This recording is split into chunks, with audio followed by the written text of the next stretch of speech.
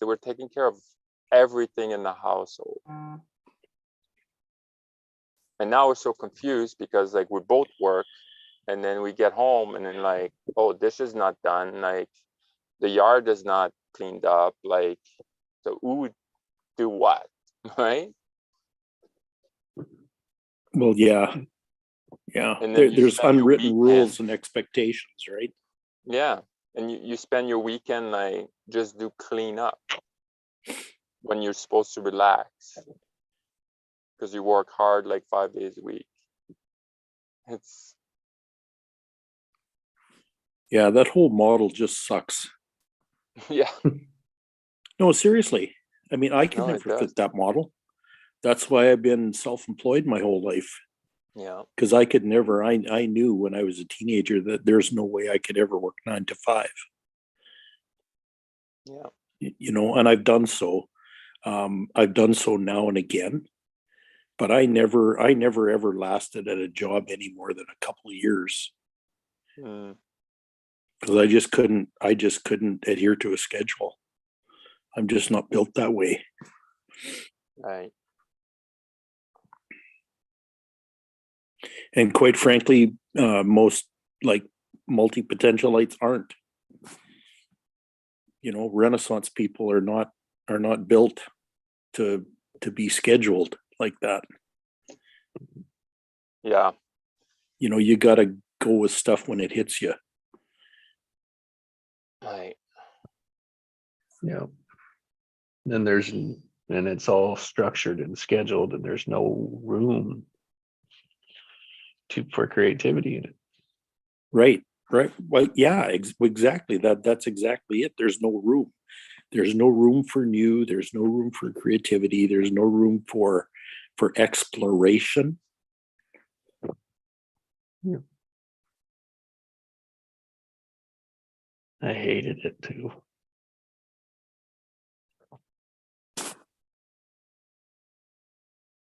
But that's why you got in an industry that was about exploration, right?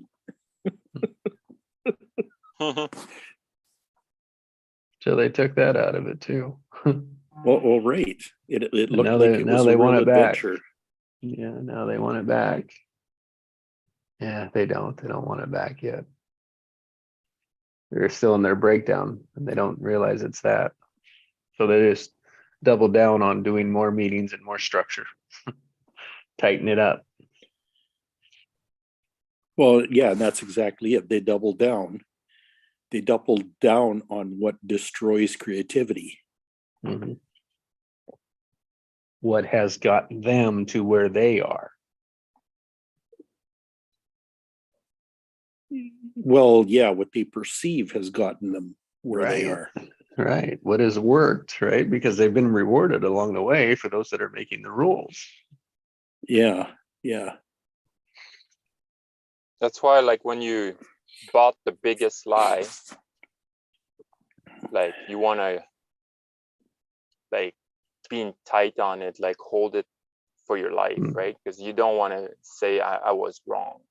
Yeah, so true.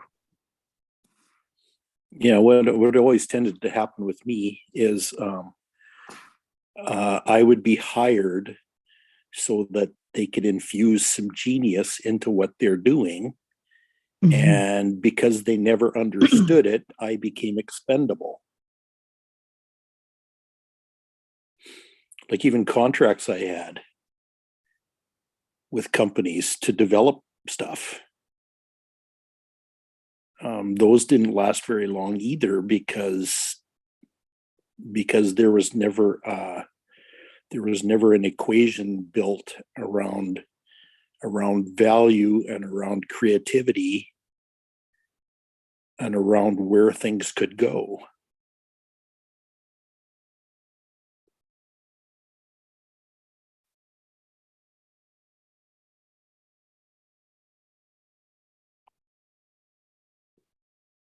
No, it's more like they wanted it and then put it into a process and then they don't need you.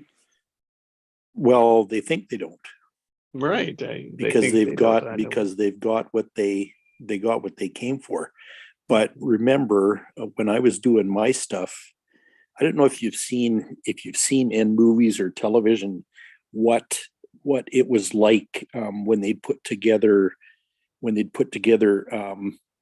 software development teams, you know, and they'd have crazy things like let's look at the work environment at places like Google and Apple Computer and places like that. Like they're revolutionary as far as a workplace environment are.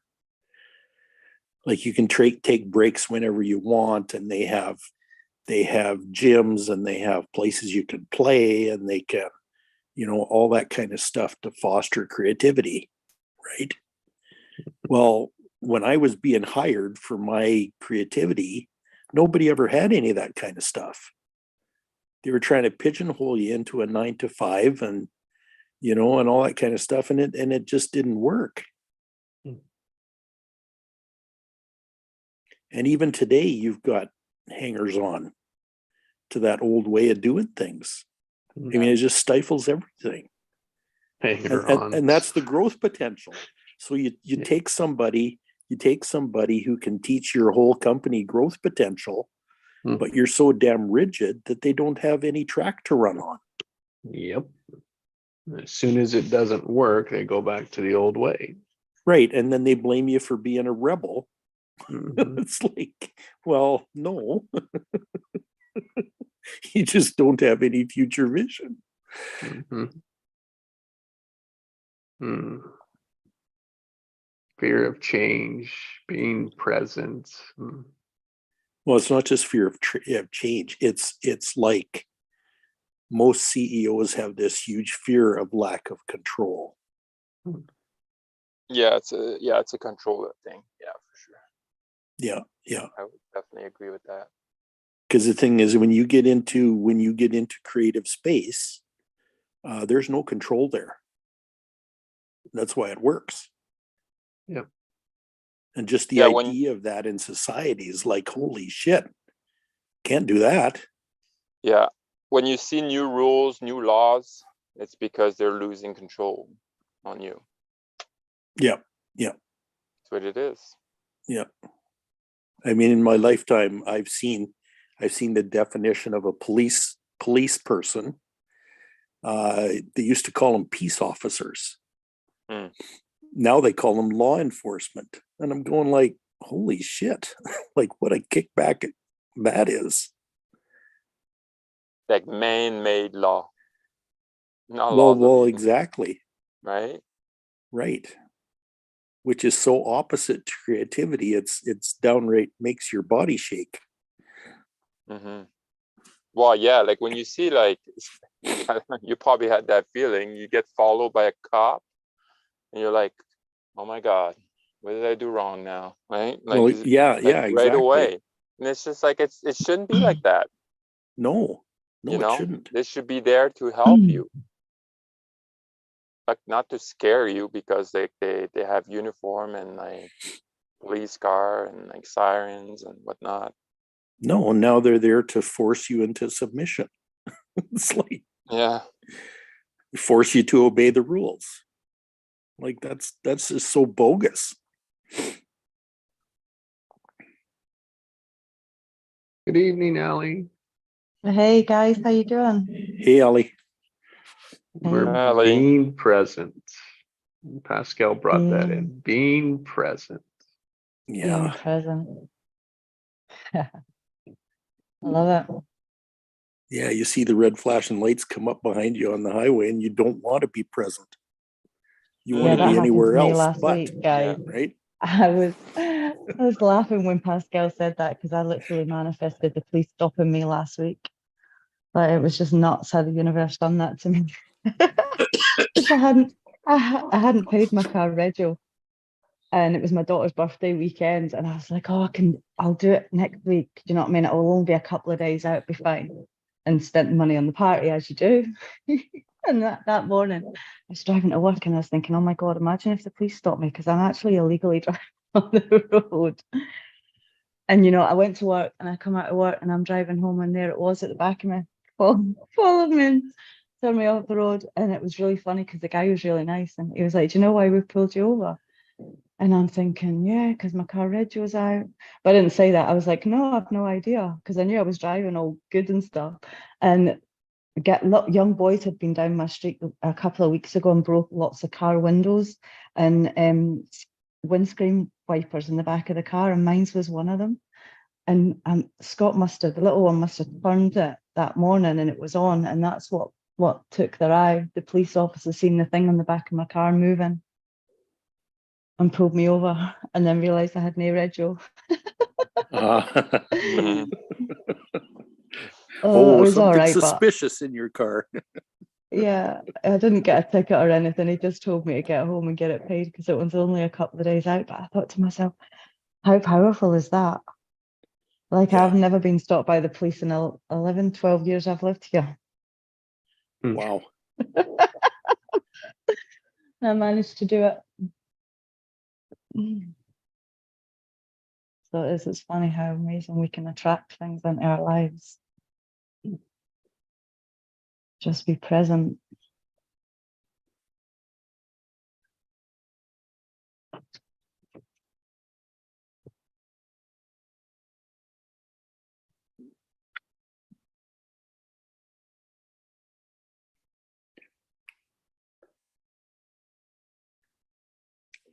Yeah, being present, aware of the boundaries, the structures, the things, the boxes that we've put ourselves in, even in that being present.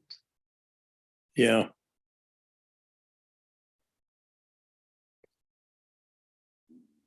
I mean, it's not true in 100% of cases, but by and large, restrictions are not helpful. Mm-hmm.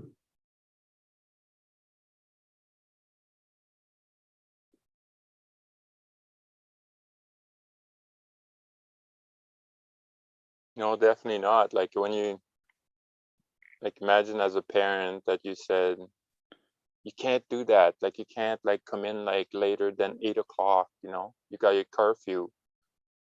You think the kid's gonna listen? Or if you say, you know, come back to reasonable hour. We love you, blah blah blah. There's a lot more chance that you know. Yeah, that's why it's important when children are the age of Kai to help them confirm their inner compass, their inner guidance and their inner compass. Because the thing is,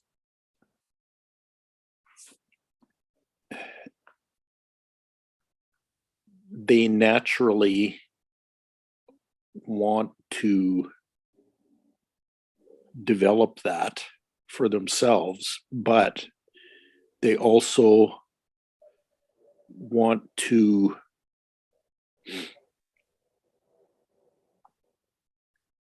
not please, but they want to conjoin with their parents. They want to co-create with their parents.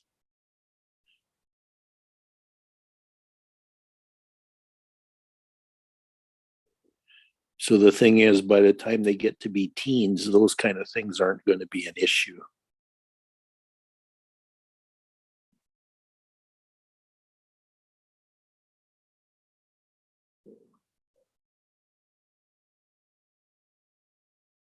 If you have a relation, if you're a kid, if you're a baby and you have a healthy relationship with your parent, then that kind of stuff isn't going to be an issue. Like, I had issues with all three of my kids, but never anything big. Like I never had to worry about them behaving themselves in public. Hmm. But then I treated them like adults when they were children. Right. You know. mean, my oldest daughter was, when she was 3 years old, she was producing her own video shows. Mm. You know, my youngest daughter, when she was preschool, was doing her own animated films. Yeah, well, You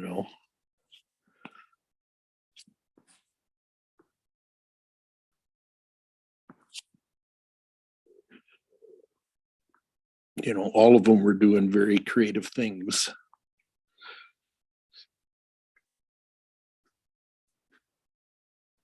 All of them learned to read before they ever went to school.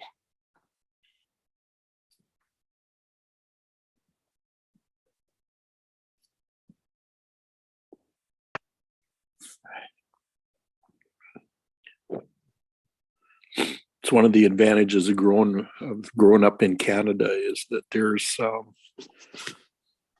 was really, really good children's programming on television as well.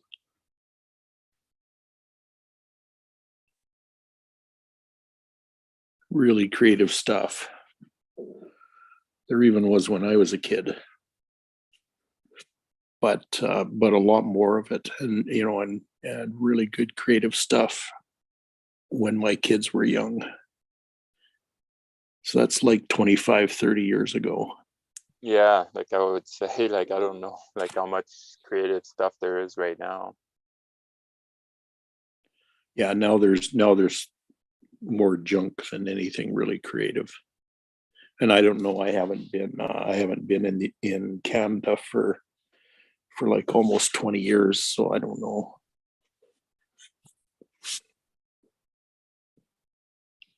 Yeah, and I don't watch like really television. Watch some shows but regular programming I don't. Yeah. But my oldest daughter, who was making the videos when she was 3 and 4,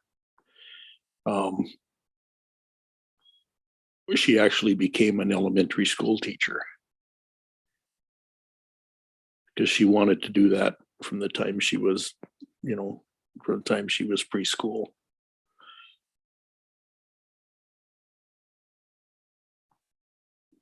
And she'd do bizarre stuff, like she'd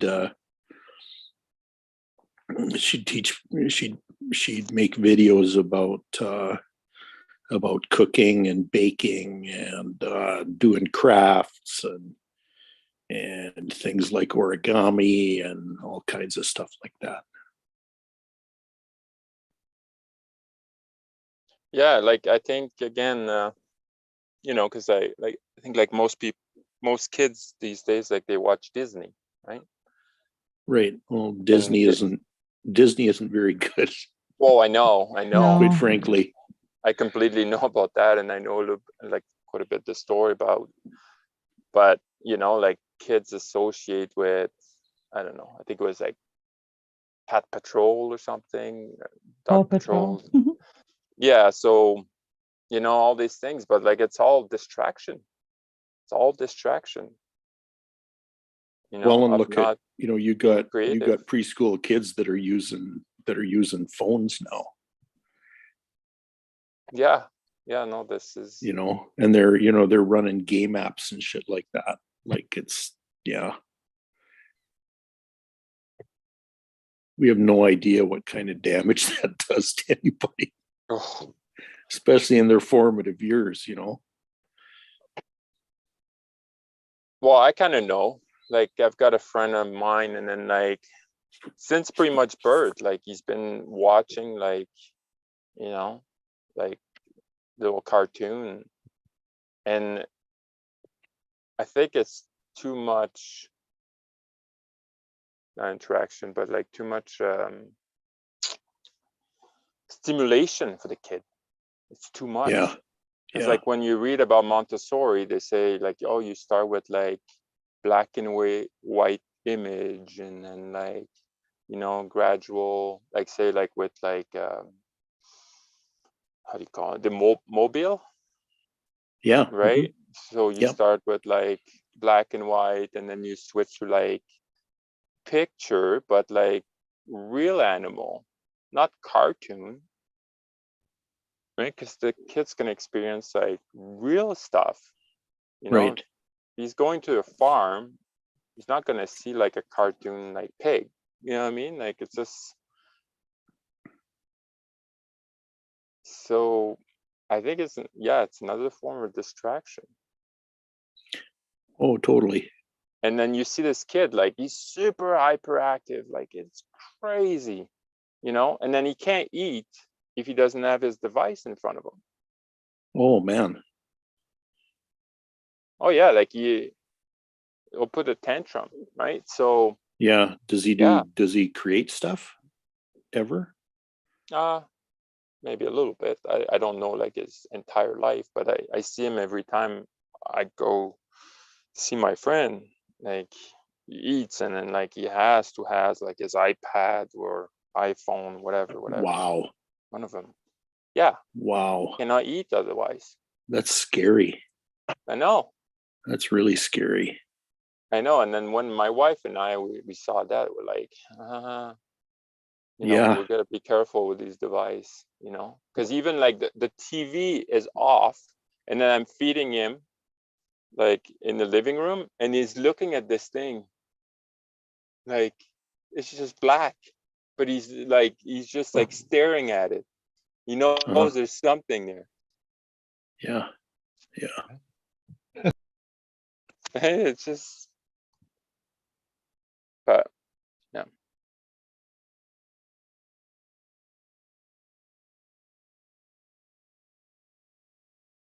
But there's a lot of stuff that's good too, right? Lego and like Oh, yeah. Oh, You know? yeah. Oh, for sure. all that stuff like Yeah. you My create. kids loved that. Loved Lego.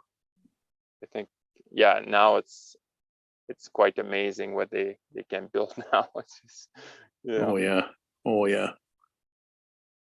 Yeah, in fact, They one have- Christmas there was a special on Lego characters, like, body parts and all that kind of stuff. And, Mm, things like there was Lego dogs and other stuff, but there's basic like character parts, like they'll have a trunk and they'll have legs and they'll have arms and that kind of stuff. And you could interchange all these parts.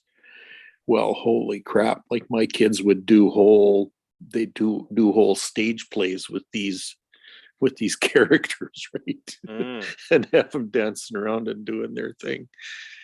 And that's like they'd animate them and stuff like that too. Yeah, we got to create an environment so to help kids to be creative, Oh, totally. and it's not to be like in front of a television. I tell you that much. Definitely not. Well, there's a thing about being stimulated, having your senses stimulated, which is an important thing. But it's much more important to have creative expression some way or another. And that's gotten way out of proportion. Well, it was out of proportion when I was a kid.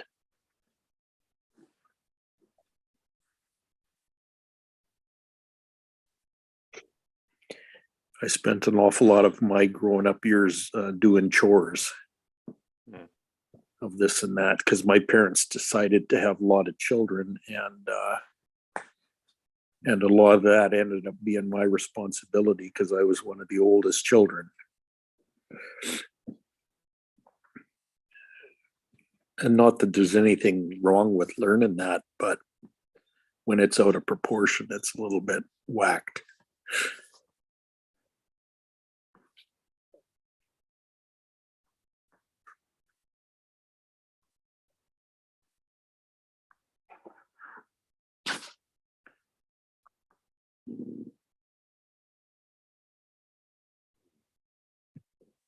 Yeah, we're going to screw up no matter what we do. So Yeah. Well, overstimulation becomes a disease as well. yeah. There's just different degrees of it, and unfortunately, Yes, it yes. takes 10, 15 years to see the result of it, Yeah, yeah, and then generations to change it. yeah.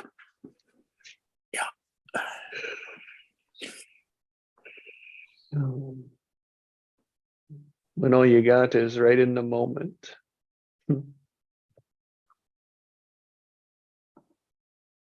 Being present.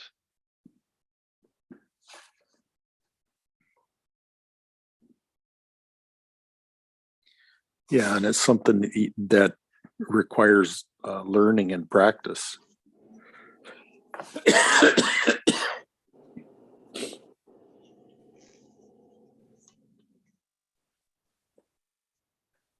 Yeah.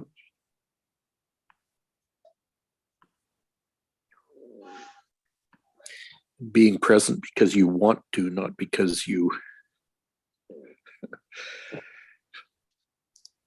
not because you have to.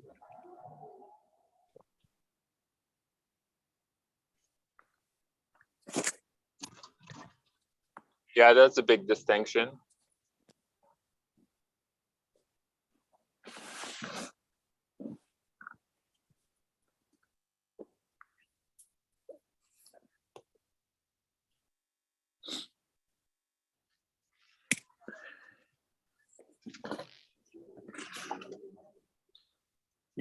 Is time spent pursuing an addiction, or is it spent being creative?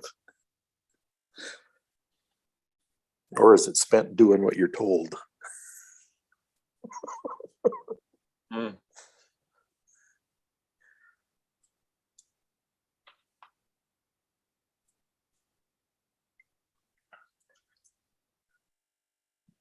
It's up to you. Well, it is, but when you're a kid, it's not. Yeah. And that's the thing. Like that kid that's been exposed to a device from the time he was very, very small doesn't really have an awful lot of choice about that pattern anymore, does he?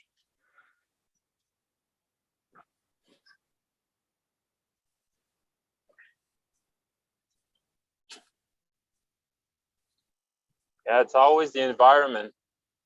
Yeah, it wasn't really imposed on him, but the problem was he wasn't given and presented an alternative.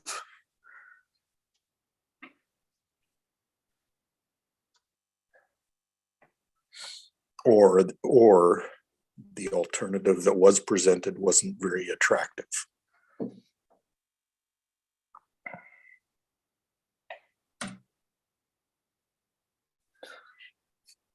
I mean, by default, the human being is going to go with whatever gives him an adrenaline rush over pretty much anything else.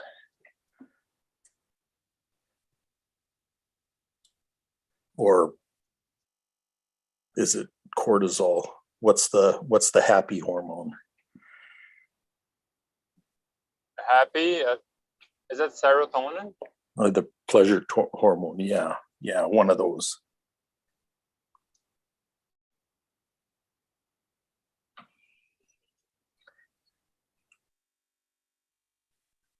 I mean, you get addicted to that and your choice goes out the window.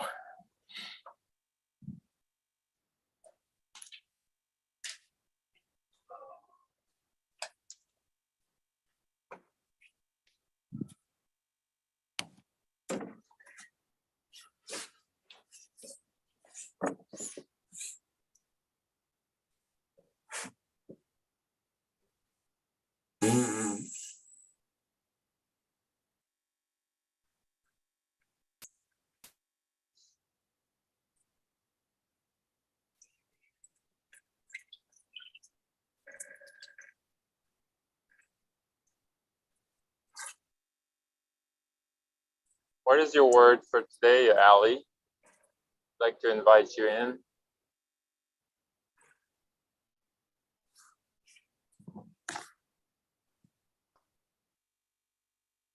He stepped out. Oh, she did? Yeah.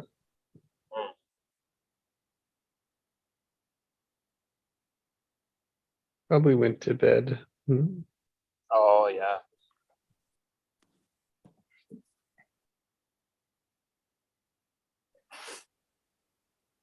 Is it quite late for her? I think, yeah, 9, I think.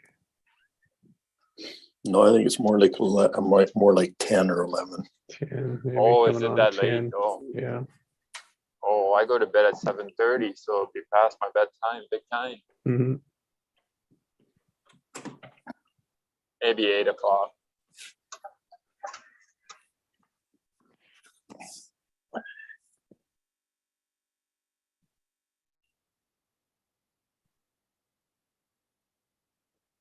So Pascal brought us being present.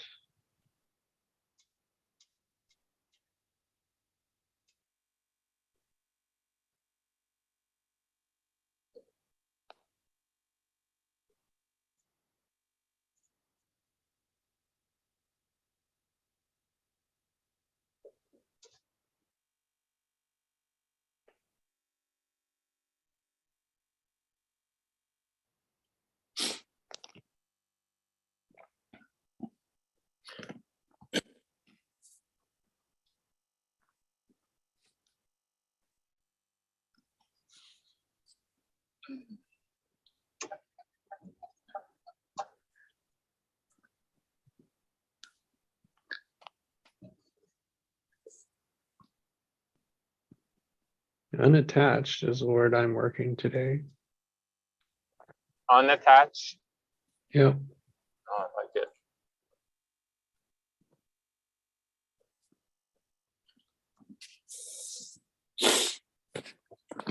Open to everything, attached to nothing.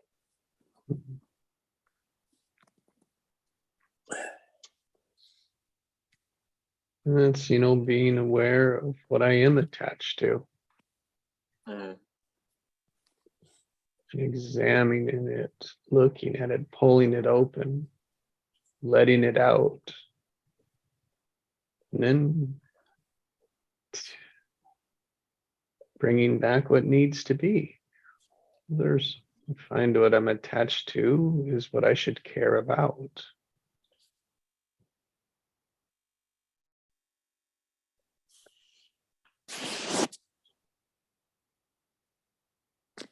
Say that again.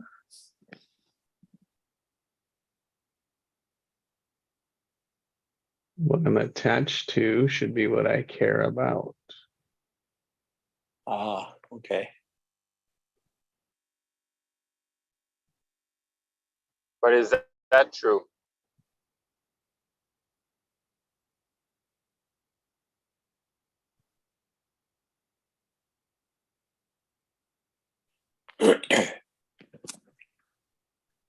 Or do we get attached to stuff that drowns out what we care about?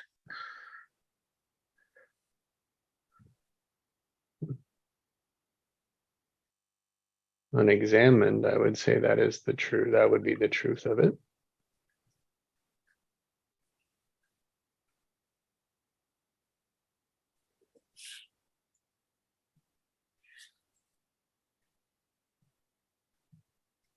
And I guess attached to means what do I focus on?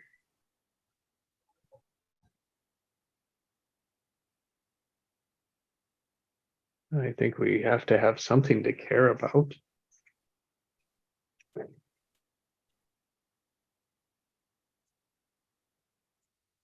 So I think that's true.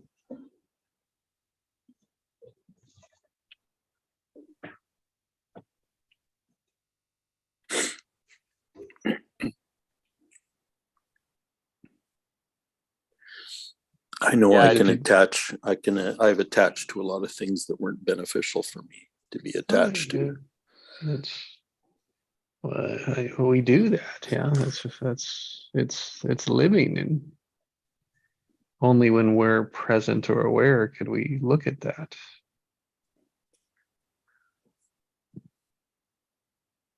I mean, society's built like, we can use the laws as an example. we introduce a whole bunch of new laws and still keep the old ones. I know You since can- I detached from a lot of things that were, well, a lot of things all at once, I've become very careful about what I reattach to. Yes, that's definitely being present. Yeah.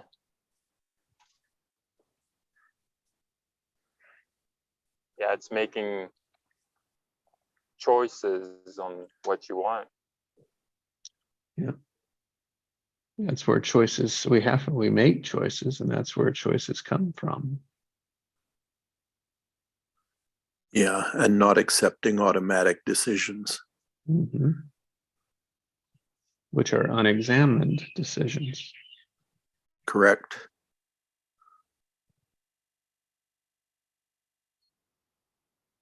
Yeah, that way you can realize like how many choices were yours Mhm. and choices that were not. And it's not like we need an overabundance of choices. We just need a few that matter. Hmm. Yeah, yeah. And that's the Well, beauty in framing the words, that it includes everything.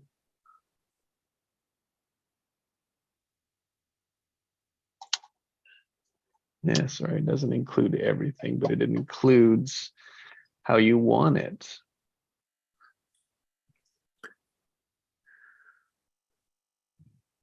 I mean, nobody really wants to do dishes. They just want to, you want to use the tools when you need them.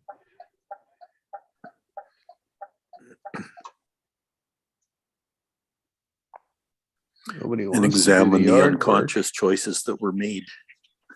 Yeah, right. There's a pattern in all of it. They're all patterns. It's just, is the pattern effective? It's not even effective.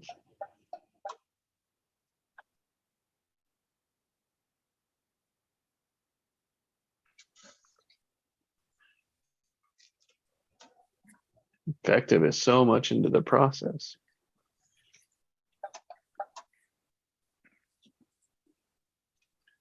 And that's what happens when we create something. We create something new. We do it. It becomes a process. It becomes a habit. And then things change all the way around it, and we have to look at it again.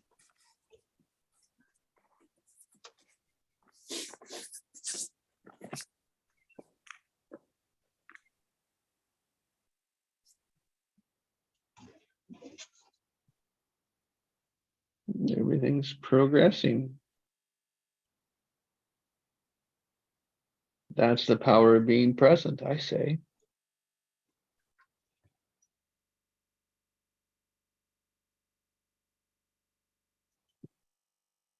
We can look at, what am I attached to? What am I holding on to before it gets too big?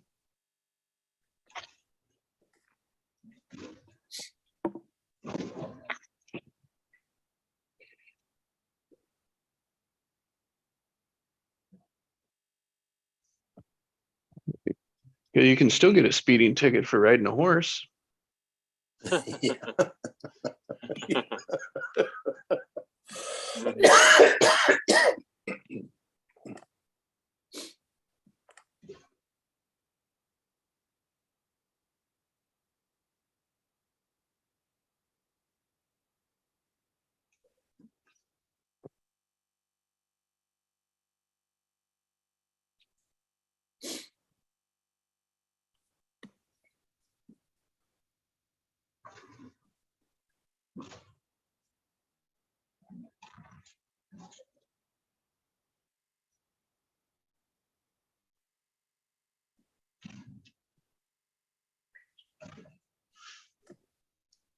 So today's entitled How to Be a Man. Uh,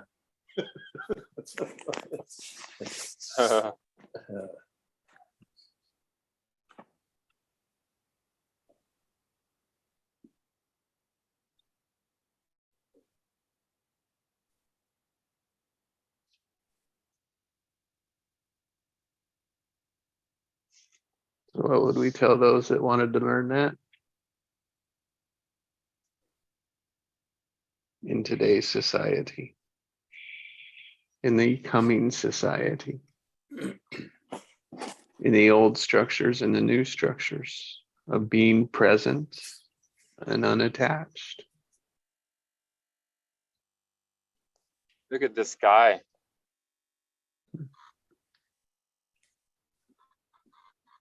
Yeah. Is it magnificent, eh?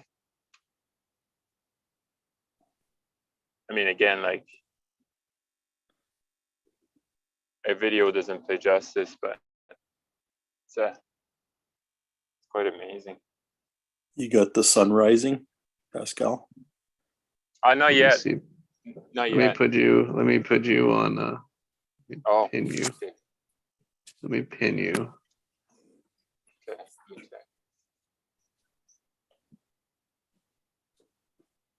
There we go.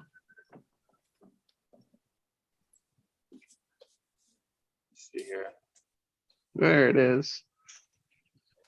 Oh yeah, a little brighter See than it? mine. See a small city.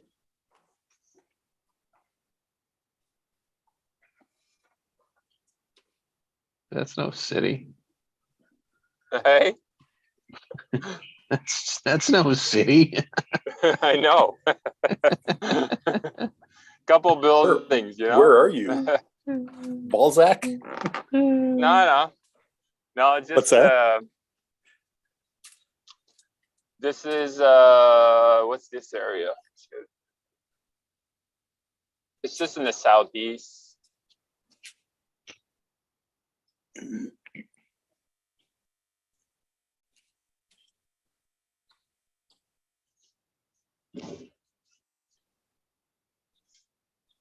Yeah, it's not very big for like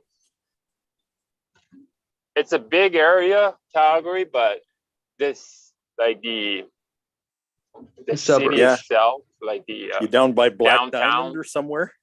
What's that? You down by Black Diamond? No. I'm Not right that in far? the city. Oh, like this you'll see better. You'll see better. You see it now? Oh, that's beautiful.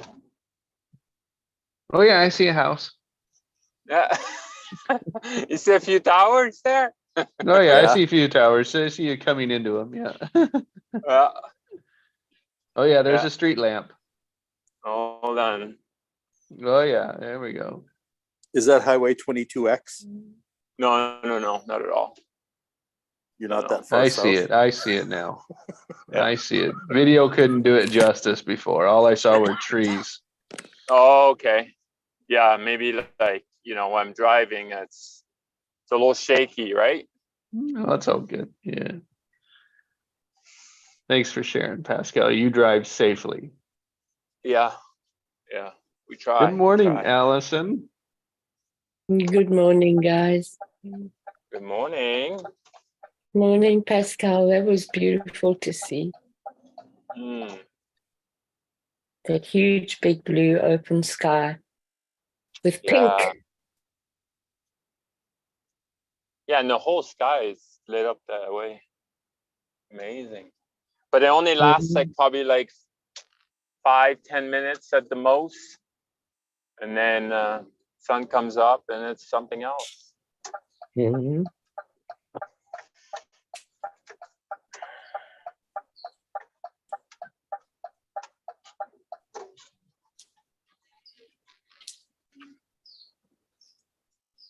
Yeah. Yeah, you Yeah.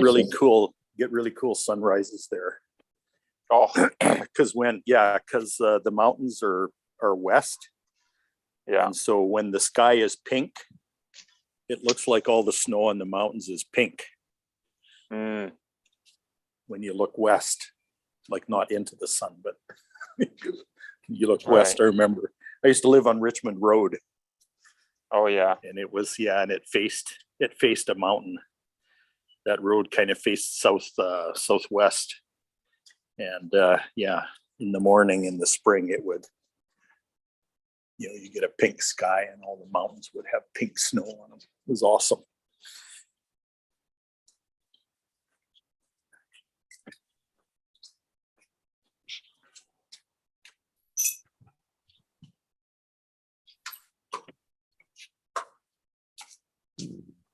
So we have being present.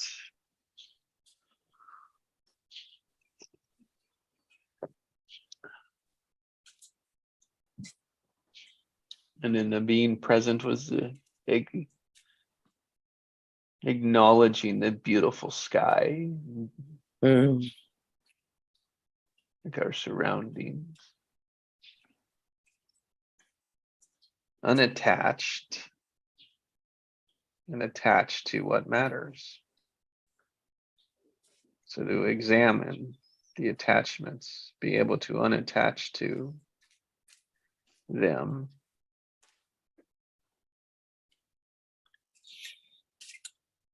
My word today is liquid structure. Mm. I love structure. Do I love structure?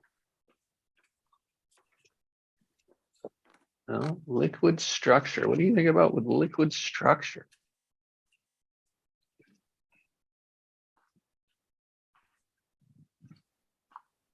Hmm.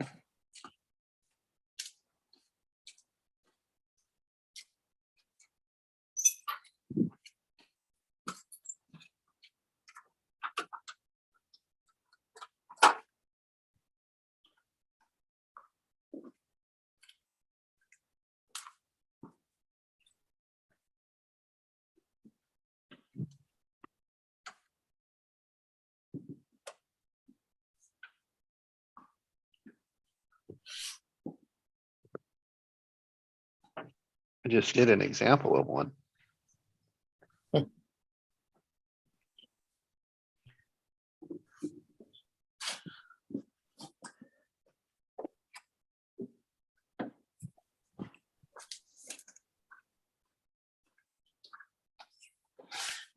What did you see there, Jesse? A question. Ah, there we go. Asking the question is a liquid structure.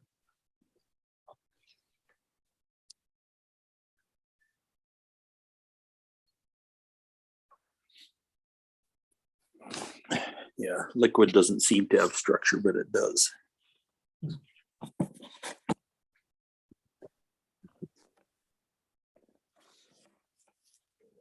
A river has structure. Yep. And that's what I thought of. It was like, oh, liquid structure was a river. It was water. Yeah, structure Fluid. water, right? Yeah. And can be a with mud water, puddle. you can make ice sculpture.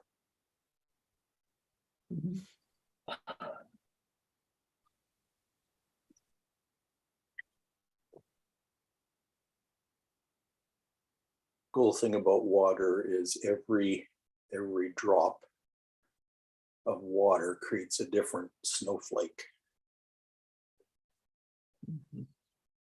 The patterns are unlimited and they're all unique. It's always water, just different. The environment, will shape its structure.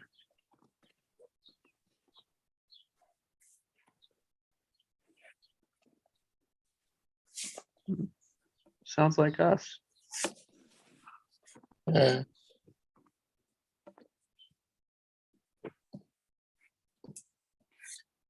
Yeah. So how it shows up depends on how the energy changes.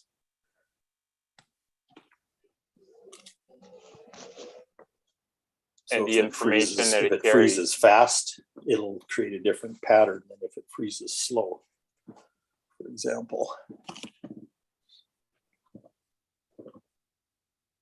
And yeah, and the information that it carries, right, with Dr. Emoto, right? If you send love to water crystal, it'll have a different shape. Yep. Different structure. Yep.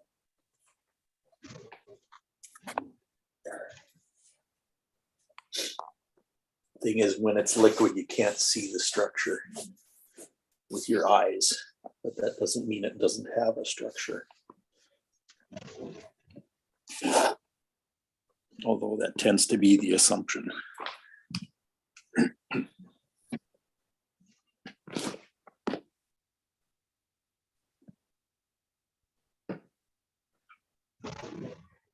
So when is there no structure?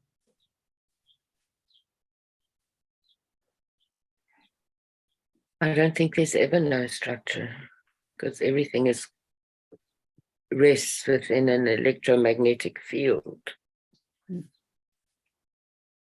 True. Maybe there's no structure in a black hole.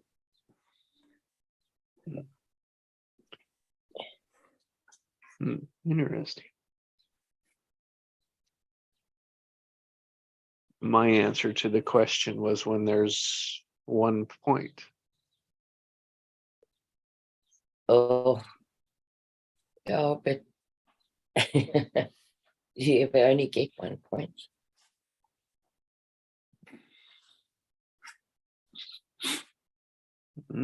You only get 1 point? Is that what you said? I said, does one ever only get 1 point? Only, yes, only when you focus on it.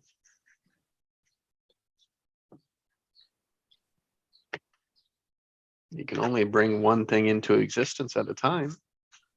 When we think about it, when we focus on it, our thoughts, our feelings. Mhm.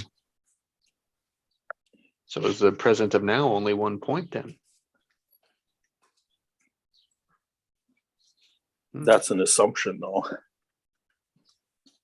It was a question.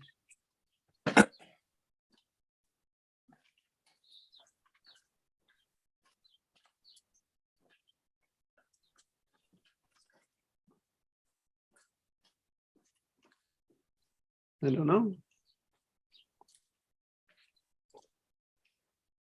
When I think about it, it does feel like 1 point then. If I go into the feeling of it.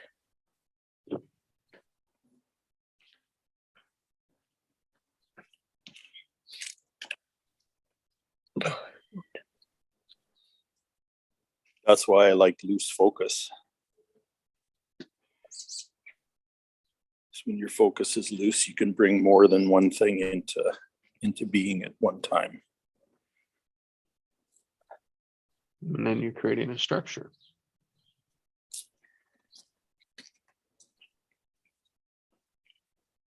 The structure is a contrast, I guess. That's a good thought, Jesse.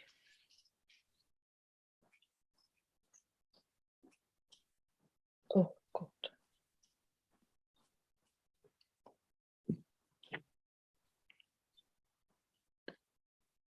I've never thought of it like that.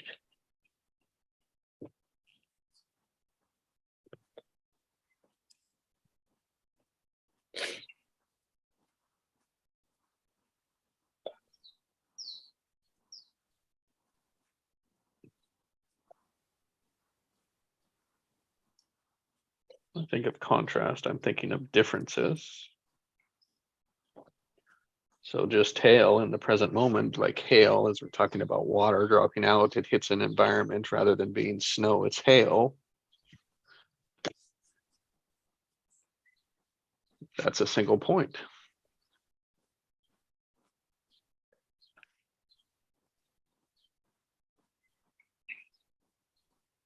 And only when I say, oh, that water could also be rain, there's a contrast.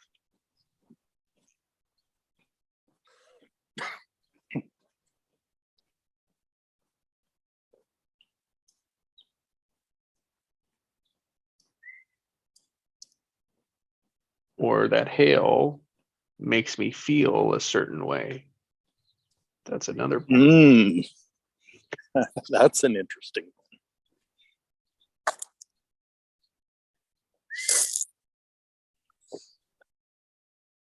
So the environment triggers my feeling. So now we have 2 points.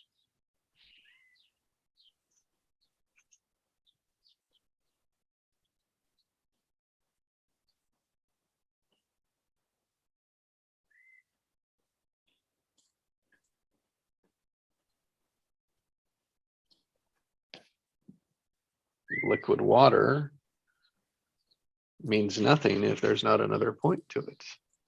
Liquid structure, let's just say, or liquid, a mud puddle.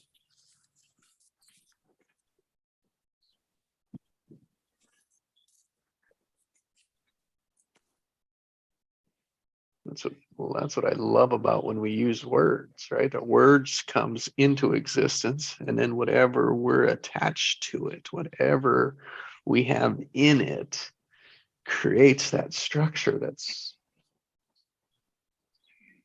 it's just there in that moment, which means it's usually always there. Mm. We just bring it to the surface. The cream comes to the surface.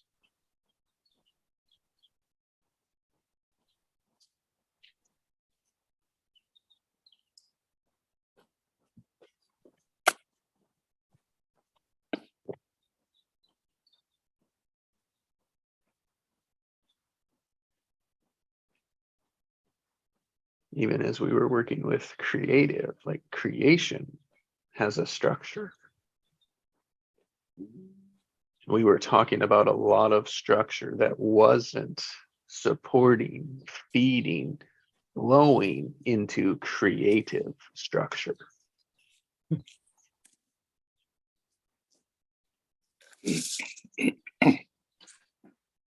Such as these damn devices that we have to sit and watch while we eat.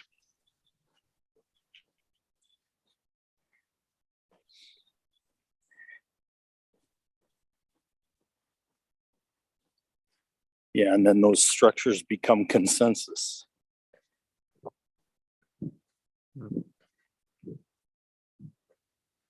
Yeah.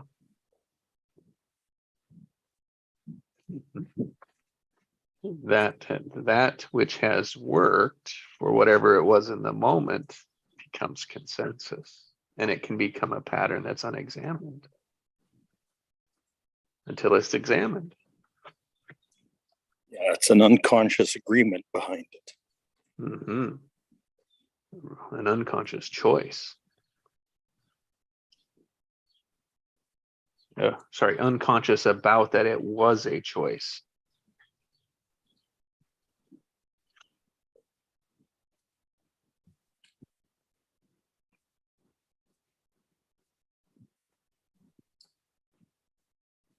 I love structure.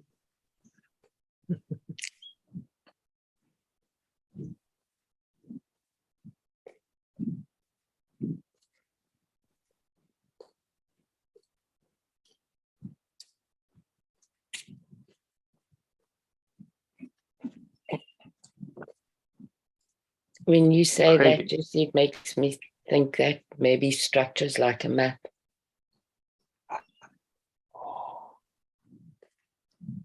Oh yeah. Wow, what's a map for?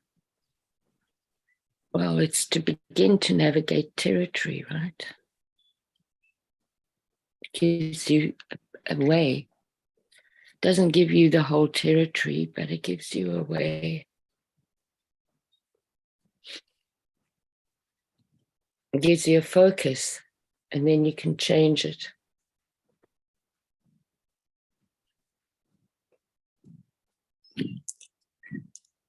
So what I was thinking about now with your conversation was just last night, I was with a group of people that I haven't seen for a while that I'm very close to, and so they were interested in what I'd been doing. And so I just spoke a little bit about the course, and now one friend is a yoga meditator, and we just talked then about how valuable it is to know that there is something beyond the body. First of all, just that for people sometimes is a huge shift in perception of what life can be. sort of thinking about the coulds. And just that very simple thing of being able to think about your feeling, just to be able to have a map to go beyond your immediate experience.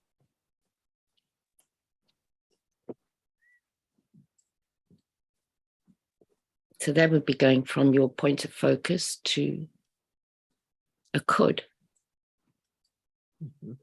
right?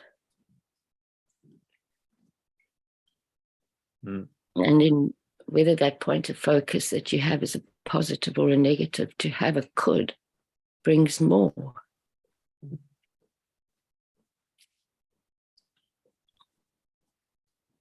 And just what that does for us, how that opens things up. And you were talking, I didn't know if I was going to be able to come on, so I listened to the live stream just a few minutes before I got my Wi-Fi sorted, and you were talking about how to be a man in the new structure of, of society. And I was just thinking about how patriarchy has locked people into as Craig would say, it becomes a consensus, right? And how valuable this kind of work could be in terms of creating new possibilities for people in terms of how to be in their masculine and how to be in their feminine. And that becomes a focus rather than whether you're male or female. Mhm. So good. Yeah, or balance becoming the focus. And openness, hey, Craig? Yeah, exactly.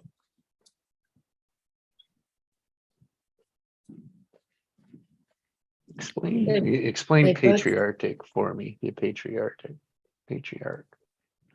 Oh God, Jesse, I don't know.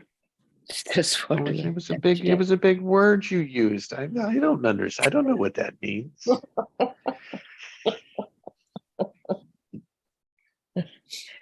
So my definition of patriarchy is a world in which roles get assigned to sexes, and you're not allowed to step out of those roles, because if you step out of those roles, then you can't identify yourself anymore as a man or a woman. And that's a huge category of belonging. It's a massive category, and it's an identity, right?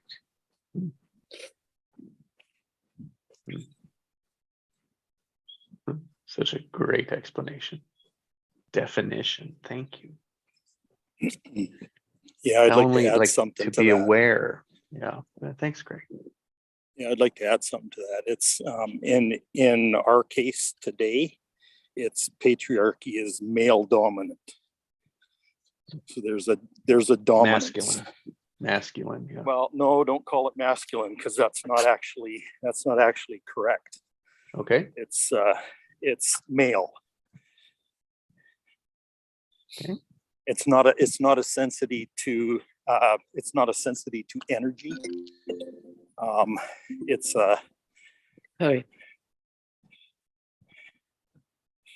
It's more of a sensitivity to a role or position than it is to an energy. Yeah.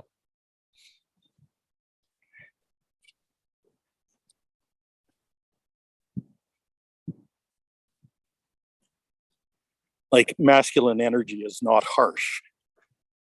Okay, but maleness in our world today tends to be.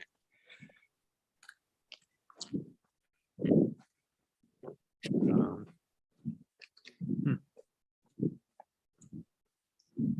Well, I don't know that it is even, I mean, yeah, anyway, that's open. What I was going to say is open for debate. Sorry. and that's why we examine it. Yeah. Yeah. That's the confusion that I've been experiencing with respect to being a man, right? Yeah. Being male. Is that I find it really hard to identify with the harshness that is kind of expected, Mm, or the domination idea. Yeah. I think I that's think where a it's lot of people are too. yeah, I think it's a Young very people. confusing time, especially for even like I think for younger generations too. You know, they kind of grew up with a half expectation to be the old male. And I'm not so sure about how women's movements are navigating or moving, because in some ways a lot of it is it doesn't really change the structure. It goes with the dominance against, right? Yep. So it's a problem solving structure, then it's not a creative one. And I'm not saying all women's movements are like that, but Yeah, the problem's not the maleness, it's the dominance. that's right, Craig. And Exactly. what's interesting is that feminism, the rise of feminism, as I remember it growing up, was about being militant and activism and those kind of things, which is exactly what I'm talking about, that whole dominance connotation.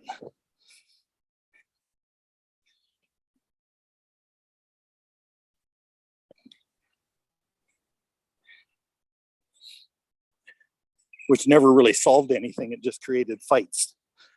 That's right. That's right. Or animosity.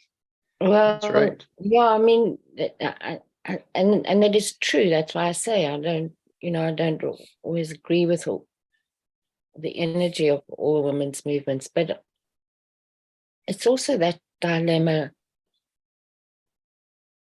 about how do you work with something when the pressure becomes so much that your only way out is to push back. Yep. Yep. You know, so you've got to have a lot of skill. And maybe that's always got to be the starting point. I don't know. Domination. What is when you're dominating? Those that are dominating don't want to let go of it, Yeah. and those that are being dominated want it. Well, maybe they don't want the domination, JC. They want the freedom. Yeah, I got it. And how? Yeah, that's a good point. And it's like that structure, Yes. right? That structure between the two is what keeps it stuck. Yeah. I mean, I go back, you know, I go back to the political stuff in South Africa again. And I certainly don't think that I have got the answers at all or the full understanding even. You can take any country where there's been that, any country that's been colonialized, you know. If you don't fight back, you lose. I mean, Tibet has been decimated. and Yeah. they made something of it. You know, so it's tricky. It's been a history. It's been definite history, and that is that is what we're learning and giving, like learning to give up dominance so that we're equal. Yeah, Equal genius, equal greatness, equal gifts. And we're fighting to see how just fighting is in our automatic and our attachments. And it is, God, I don't know how, like, because if you surrender to it, you are wiped out, which is what colonization did. yeah, Religion did that. yeah, Yes. Monarchy did that, yeah, which is basically patriarchy. All of those things are Yep. patriarchy. It is our history of surviving. So I go back to go, Jesse. Right? You can't think 2 steps ahead. You're gonna lose your territory.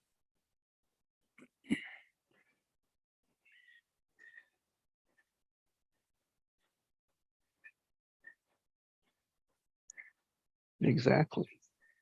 But if you don't go too aggressive, then the game that you play can last longer. And more territory can be captured by both.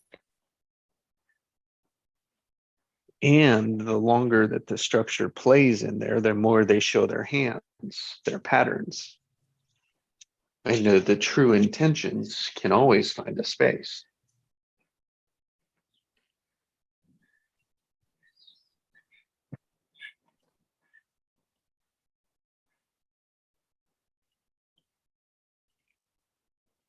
And it will require eliminating fighting.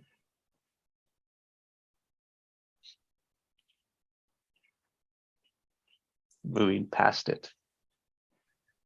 Moving beyond it. That's the secret. That's right. We also assume generally that if the oppression is aggressive, then our only option is to actually fight it. History has proven that.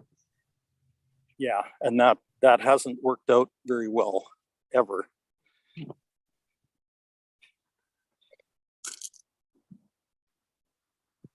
That book, Allison, you shared with me, right? It's like the true secret, right? Or one secret of the universe. And it's like our lesson today in this time is greed. Oh, yeah. And that's Yeah. dominance, right?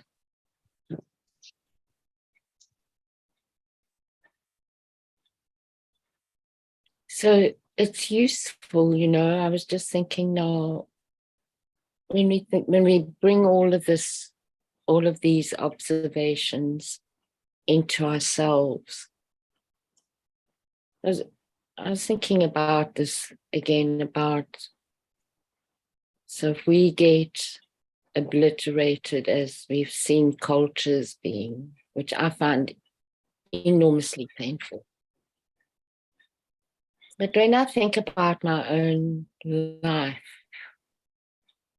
and I think about what I managed to do in this contrasting world, and what will happen when my body dies, and what memory do I take with me?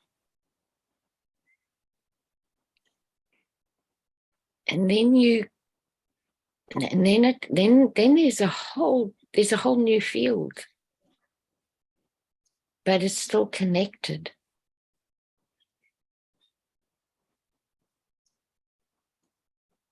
And so, I don't know, I think of those monks. I forget the term. But do you remember that Time magazine cover? The Vietnamese monk set himself on fire. Oh, yeah. He made a point. I mean, the courage, the unbelievable courage, the conviction, the determination, the commitment. It's so mind-boggling that I know. I was thinking about it the other day. I don't know that we could really. I don't think we, as a culture, I don't think we could really hold on to that. It was too much. Mhm. Yeah, I think the Western mind can't wrap around that one. It's Yeah. too small. It's too small. It's too young. It is too young. It is. But then, also, then I think about how incredible it will be. And because I think it's the only way forward is a marriage between the two, and I mean, it's not only two, of course, there are many more. But they kind of, broadly kind of divided into east and west. Take the both and approach. Yeah. And there's so much, which is why there's all that neuropsych research, done for the last decades. What is it that meditation does? How does it benefit the body? And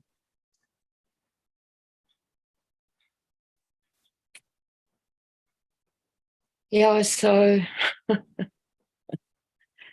it's all connected. It's that separation, right? It's any time that we're separated causes the contrast, which causes the context, which creates the structure. Yeah. Yeah. And that's good for a while. And then it, as long as it doesn't get locked in. So if you have a bridge, it's a fucking amazing thing to have a bridge.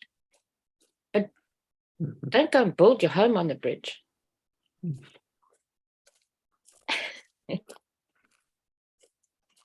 Mhm. It can't. The bridge has to include. You got to be able to go through both of them. Mhm. It's just to travel. It's like a map. What's a map good for? Knowing time and space. It's so clever. So they are the greatest inventions. Yeah, I know. For our world, they certainly are. Mhm. For our existence. Where so that's are a 3D you? map. What about a 5D map? What does that look like? So space and time would be a 5D. Yeah. I mean a 3D. Is that what because two of them would make three. Yeah. Well, 3D is just 3 dimensions, right? Mhm. There's no time element to it. Mm. Okay, so you take that same map and add the time dimension to it. That becomes a 4D map.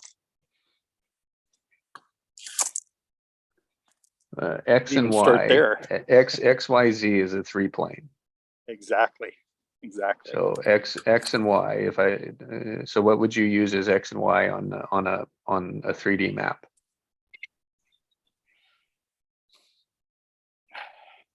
East, west, north, south. Basically. Those are all locations.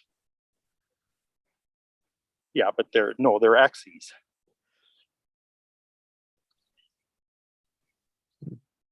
That's a coordinate arrangement. East, west, north, south. Okay. Yeah, because you got a map. You're putting it on your lap. It's a piece of paper. It's a plane. Okay. Mm-hmm. The third dimension is assumed. Mm-hmm. Or it's it's shown on it by topographical lines. Okay, so I would say I was sharing a 5 plane, the 5 space. Because all the coordinates say this is exactly where I'm at in a time and space right now. It already includes the coordinates. Yeah, that's what I always wondered about people that do remote viewing, because they used to send them into that space with coordinates, Mhm. and they'd find these coordinates, and then they'd see stuff that was in the fifth dimension or in the unified field, Mhm. according to those coordinates. Mhm.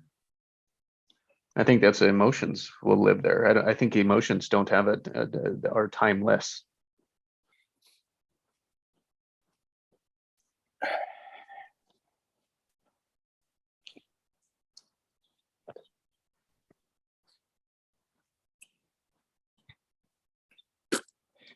I think the only way that you really have a map for 5D is by going into your own experience of it.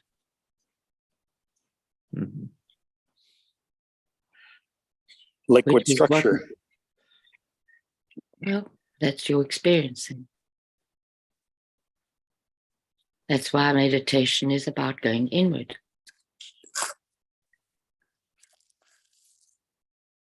And you go without a map. It's the whole point of it. That's what comes to mind for me with your question, Craig. And what lays out in front of me for that is creativity, creation. So Yeah. maybe that's a I good one see. for 5G. 5D. Mm.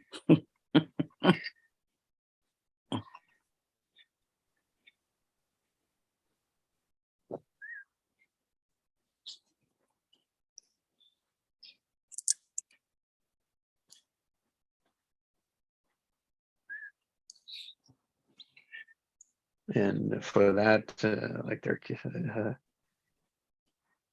the bigger the space is, the more unattached we are.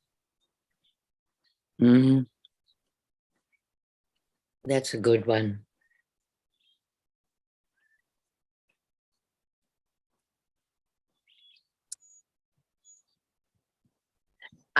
The more unattached we are to other things, but the more attached we are internally. Yes. There you go. That's a great distinction. There does have to be a focus, there has to be a position. So we come back to one point. Thanks. Mhm. Now I got it. And how important the point up now is. Yeah. Such depth in that.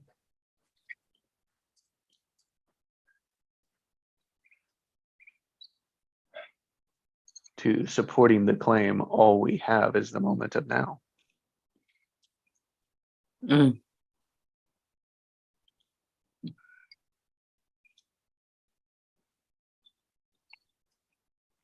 And a high probability the next moment will be there, Yeah.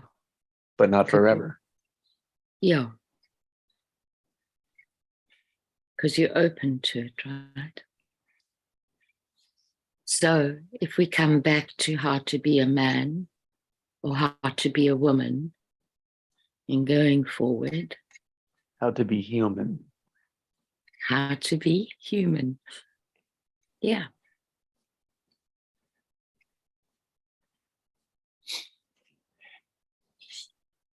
How to embody the opposite but complementary. Mm. Mhm. How to include both in ourselves is to be aware of them. Yeah, wonderful.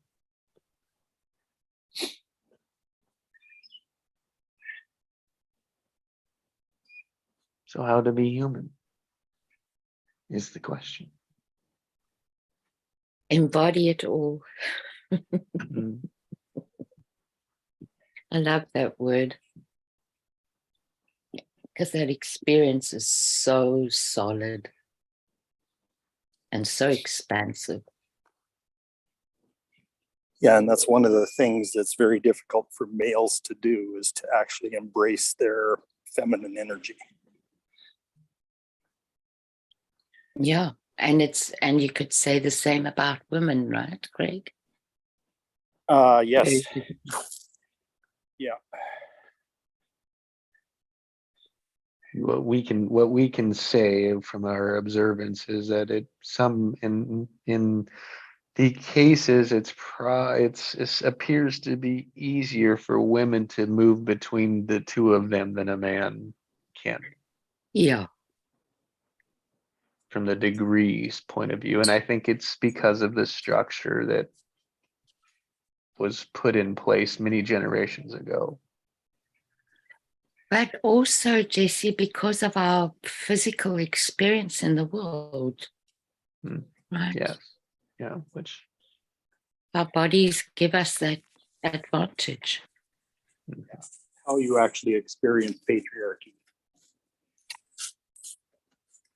and it's not a one size fits all. That's not what I'm trying to say. Yeah. It's not.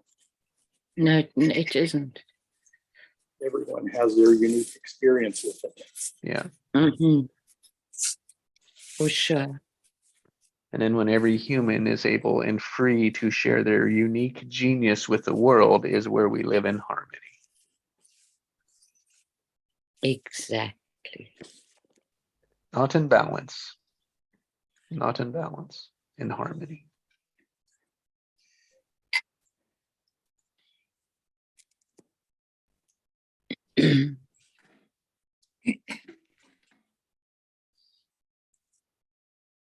So that is the map of tomorrow. Right. A good It's one. it's about balancing the energy, not balancing the gender. Yes.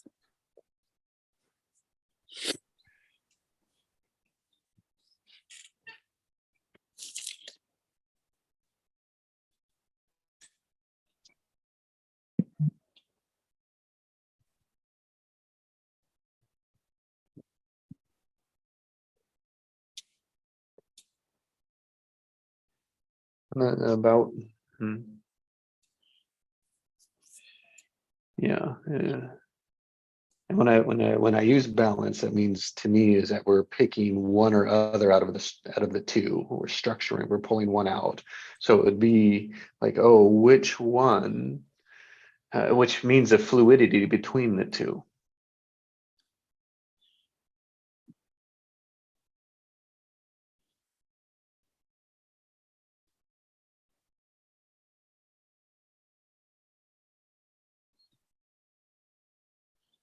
I mean, when you've got harmony, then you can have two or you can have more. That's right.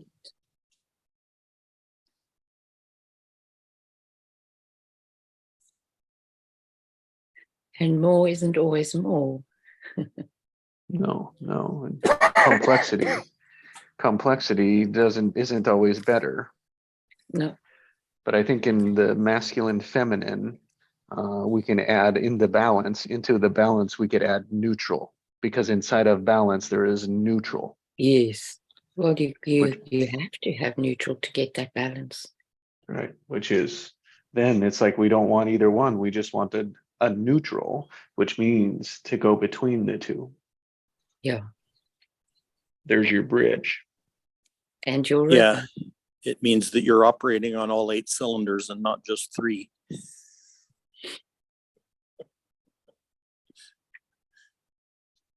Mhm. In that metaphor. Yep.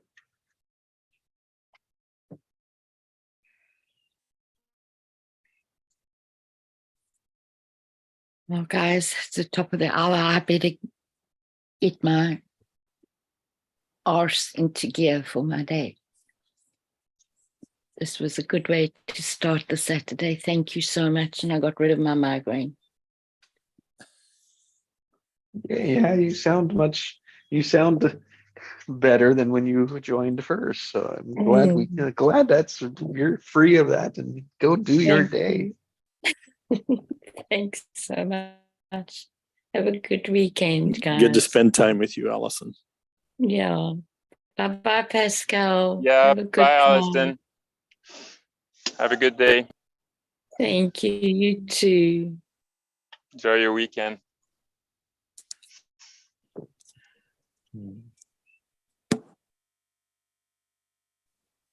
Ah, wow, what a conversation. Yeah, that was Yeah. great. Yeah, when she brought the map, like, yeah, you said it, Jesse. And it's really like a map is to locate you where you at and where you want to go. Yeah. And there might be roadblocks. It might be, are you focusing on that or you're focusing on your destination?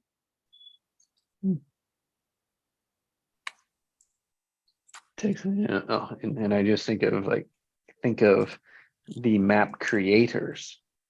Hmm.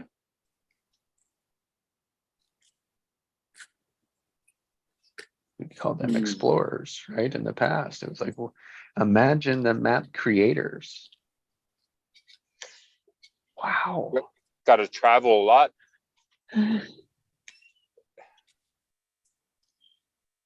In that way, in thinking of the map that way, yeah, east, west, north, south, in that way, yeah, we have to travel that a lot.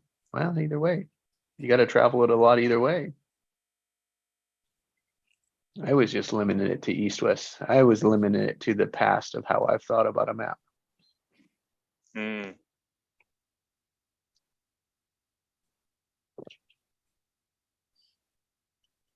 Yeah, before like satellite, you know,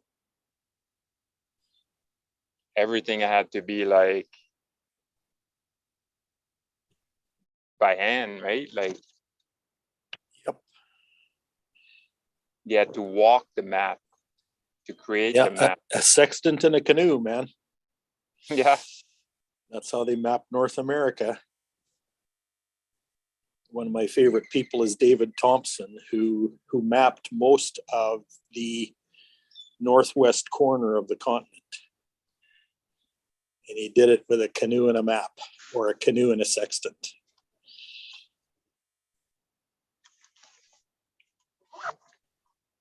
Wow. Yeah. Yeah, and then how do you know the distance traveling in a canoe? Well, by measuring things like stars and where the sun is and certain time of day and all that kind of stuff. That's crazy. You can be within a few hundred yards accuracy. But that's how they navigated sea as well, right? Yeah. Have to have tools, right? Without the tools, couldn't do it. Yeah. But the tools don't create the map. Nope.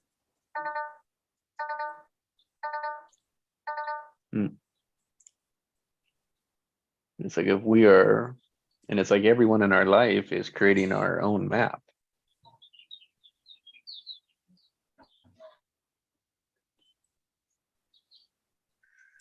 Or we let other people create our own map.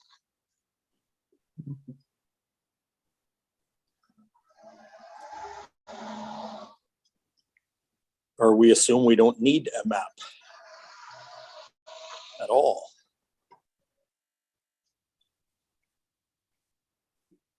And we assume we need a map.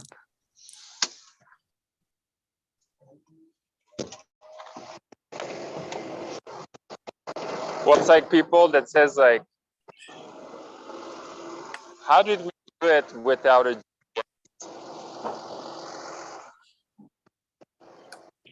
using maps? Now nobody is able to, well, not nobody, but most people are not even able to read a map. Yeah.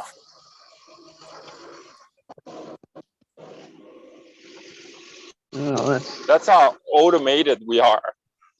yeah. We still know? use them. We still use them. Yeah, And that's what happens when we journey, right? When we travel it again and again, we get familiar and don't need the map anymore.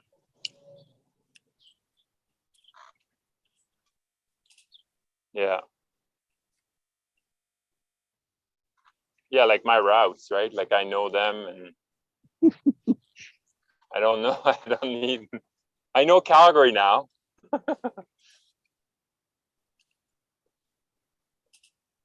Jeez, these guys.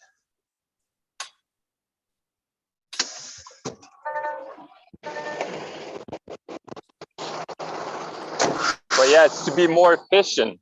We use GPS to be more efficient, but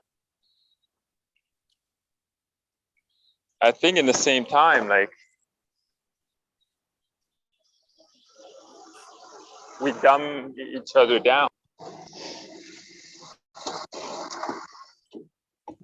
Yeah, we definitely give up something for something else. Yeah, oh, for sure.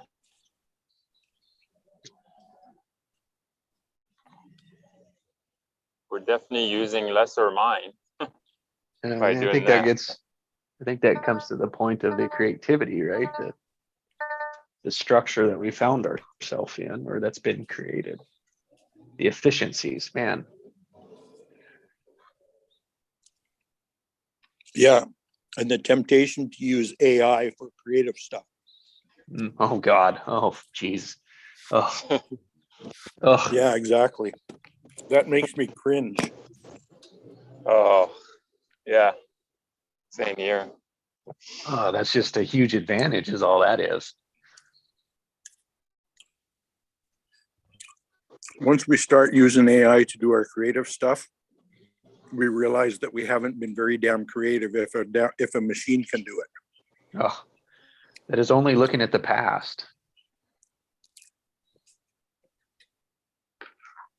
That's all it looks at is the past, Yeah. which is all we Well, look at too. So like I I mean, say, that's what I it's just mean by it's such rearranging a, the furniture, right? it's a huge opportunity for it's a huge space for creators to separate even farther. Yeah. Yeah. To put us out of tune.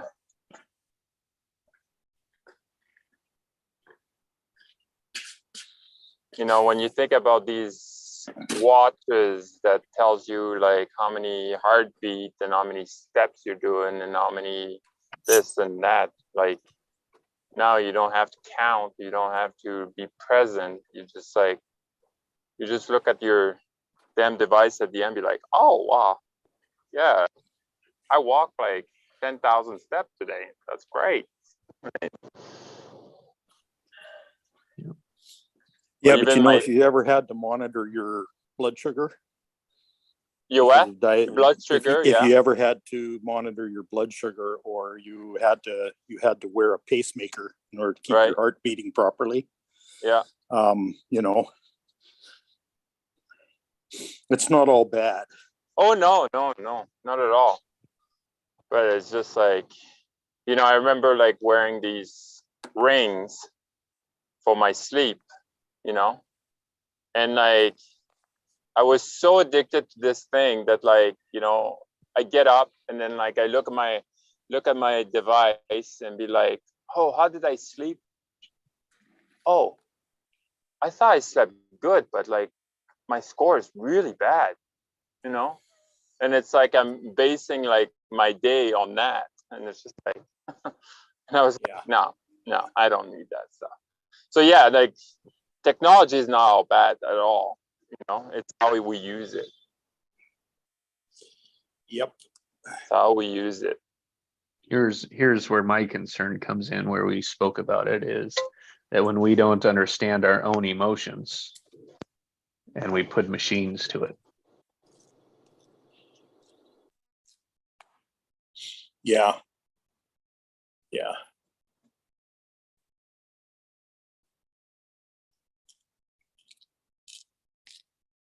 So if our emotions are to dominate and we put machines around domination, what are we going to have? Well, you'll lose your energetic sensitivity. Yeah. Because you We'll just never create- use it. we'll- You're always viewing it from a screen or or a device that's measuring it for you. Mhm. We would give control to it. Yeah. Yeah, exactly. So you allow it to dictate your choices. Yeah. And that's scary. Yep. Which just continues to create the same situations. Right, Just differently. exactly. Because we've been doing that all our lives, right? That's right. That's all we've been doing taking up anyway. choices that have been made for us, and assuming that they're ours. Yeah.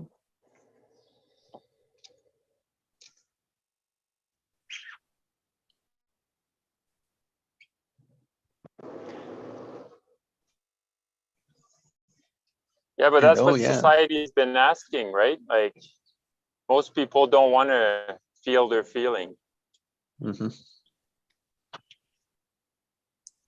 right? And I Yep. was like that. I was like always hiding it, like, like going in my toolbox and then like, oh yeah, I can get rid of this emotion, or like shovel it under the rug. Yep. Or But self-regulate it. yeah, but it's when you learn how to ride the wave, you would say, like it's so much better. Yeah, Well, it's how you let it- coping is you not let it a go. helpful thing. You let it go, yeah.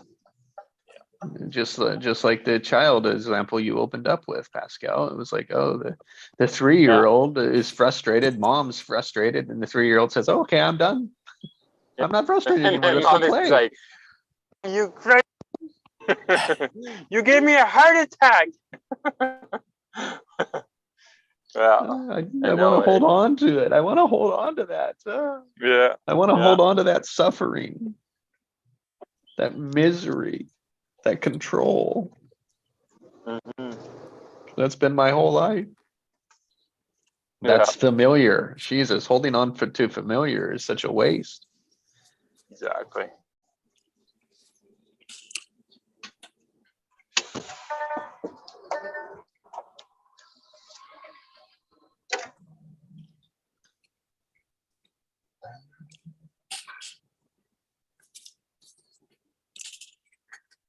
I mean, it comes down to our orientation. It's like our human body, this body creates just excess energy that the best battery can get. And there goes my battery low notification in my headset, right? Mm.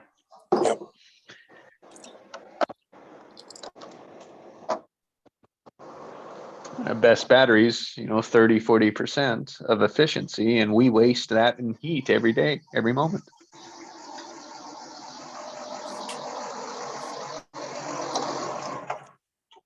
Heat?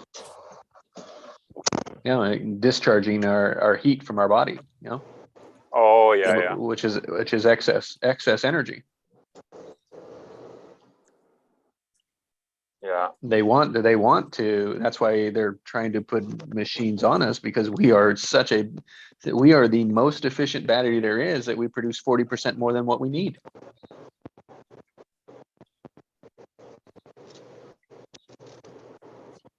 That is the renewable energy that's potential, is using our own.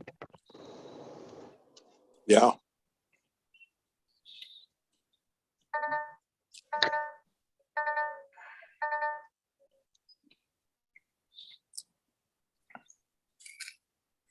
And yet we give all the credit and all to AI and the robots and all this amazing stuff, and we forget about us. Yeah, but that's the thing. Like they make the technology so good that they never thought like how good they are. So it's a distraction again. right? Like, Mhm, so, mhm. so it's, if you remember who you are, you'll be like, there's no machine that will equal a human being. Mhm. Ever. You know, but like every invention or created based on us.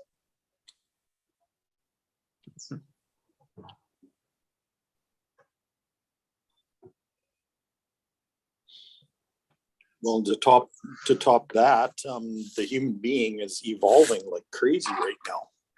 Oh yeah, exactly too, right? So that's where technology needs to evolve too. Yeah. And always has evolved. Mhm. Yes.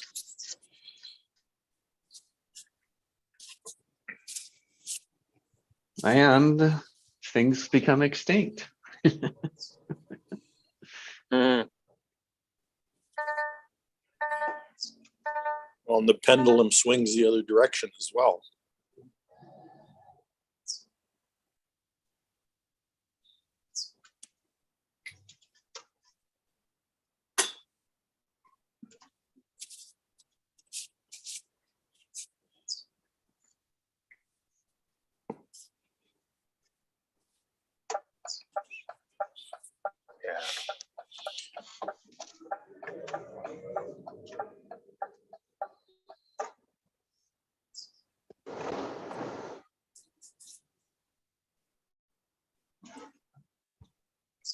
It always does.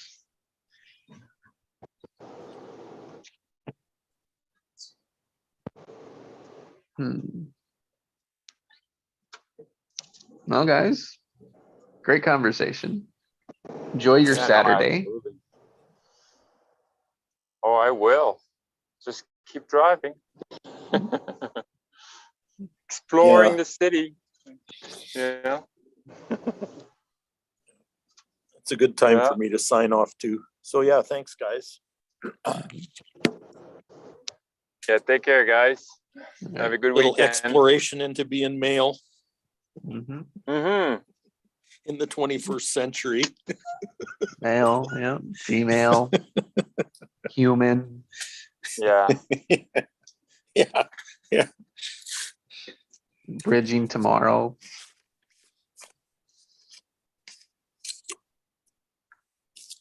All right, guys, have a great day.